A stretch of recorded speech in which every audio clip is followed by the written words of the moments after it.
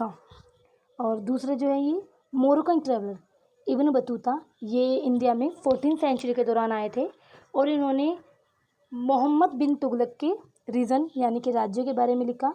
और दूसरे foreign traveller accounts भी इसमें, जैसे कि वर्क ऑफ पोर्टुगीज़ ट्रैवलर इसमें इंक्लूड है, जैसे कि पोर्टुगीज़ ट्रैवलर डोमिंगोज पाइस, ये जो है कृष्णदेवराय के दौरान में, जब कृष्णदेवराय का राज्य था उस समय पर ये आए थे विजयनगर एम्पायर में। जो कृष्णदेवराय जो विजयनगर के राजा थे उसके दौरान ये आए थे पोर्टुगीज़ ट्रैवलर। और विलियम हॉकिंस जो कि इंग्लिश एम्बेसडर थे जहांगीर के दरबार में। तो इस तरीके से ये सारे जितने भी ट्रैवलर्स हैं ये हमारे इंडिया के बारे में इन्होंने जो रिकॉर्ड्स हैं उससे पता चलता है इन्होंने इंडिया के बारे में एक ग्लोरियस डिटेल लिखी है।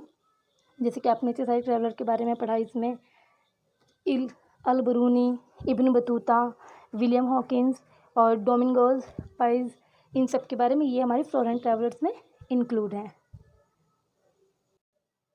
तो अभी आपने लिटरेरी सोर्स पढ़े, लिटरेरी सोर्स जिसके बारे में लिखा हुआ था, जैसे कि आपने क्रॉनिकल्स पढ़े जो कि हिस्टोरिकल इवेंट जहाँ पर रिकॉर्डेड थे, आपने बायोग्राफीज़ ऑटोबायोग्राफीज़ देखे, फॉरेन अकाउंट देखे जो कि मतलब लिटरेरी सोर्स हैं, रिटर्न में हैं। अब हम पढ़ते हैं आर्कियोलॉजिकल सोर्सेज, यानी कि जो पुरातत्व हैं जो किसी चीज़ पर बेस्ड हैं। जैसे कि देख लेते हैं, the archaeological sources for the medieval period include inscriptions, coins, monuments, sculpture and paintings. अब ये सब चीज़ें क्या हैं इसके बारे में आगे डिटेल से पढ़ लेते हैं। तो शुरुआत करेंगे हम इंस्क्रिप्शन से। ये इंस्क्रिप्शंस क्या है? Inscriptions are piece of information that have been engraved on large rock और metal surface, यानी कि ये जो इंस्क्रिप्शन जिसे आप कह सकते हो एक तरह से शिलालेख या किसी वस्तु पर लिखे हुए शब्द जिसे कह सकते हैं। तो ये जो है ये हमें बताते हैं, इन्फॉर्मेशन देते हैं हमें कि जैसे पत्थरों पे कुछ लिखा होना या किसी धातु पे कुछ लिखा होना, ये वो होते हैं इंस्क्रिप्शन, शिलालेख होते हैं।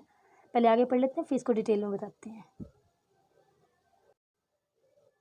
The study of inscriptions is known as epigraphy. Epigraphy होती है पुरालेख। Inscriptions were issued by the rulers and were kept at places that were accessible to the common people as well.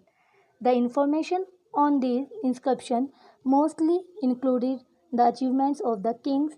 Inscription also stated royal proclamation, victories in battle, and donations made the religious center or scholars. The Chola inscriptions are a major epigraphical source for the medieval period.